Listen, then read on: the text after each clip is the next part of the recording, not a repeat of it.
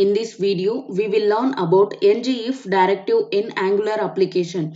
Here we are using the same application. The application is running on the browser. This is the output of this application. Now let's remove this text box and button from here.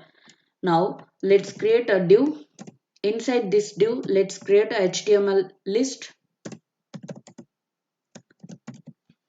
Copy this and paste it below that. Now let's change the list item. Let's say 1, 2, 3 and save the changes. We have the same text here. Now I want to display this list based on some conditions. We can write the condition in component file. Here let's create a variable. Let's say variable name. So it is a boolean type. So assign a value true. I want to return the list if this value is true. If it is false, I do not want to display the list. We can use the ngIf directive to handle this scenario. If statement is common in almost all the programming languages and frameworks. That works same manner in Angular also. To use the ngIf directive, here we have to use star and then type ng capital IF. Here we have to write the expression.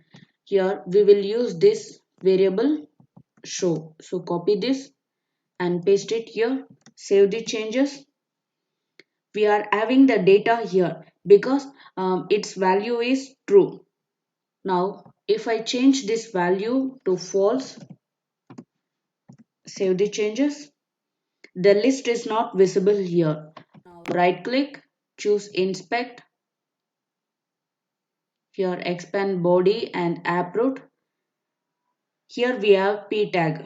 Below this p tag we do not have the div and list. ngIf directive works on the basis of a boolean value like true or false results of a given expression. If the condition is true, the elements will be added into the DOM layout. Otherwise, they simply removed from the DOM layout. Now, change this value true. Save the changes. See here, now we have the div. Inside this div, we have the list. Earlier, we are not seeing this code because if condition was false. Now, let's see the difference between ngIf and hidden. Now, in the HTML file, instead of this ngIf, now I will use hidden using property binding. Save the changes. See here, we don't have any data. It works like display none. It means this HTML will be the part of this page, but it will be in the hidden mode. See here, we have the same HTML, but it is in hidden mode.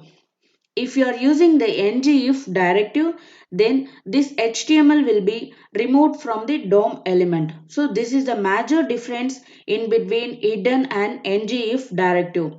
Now back to ngIf directive.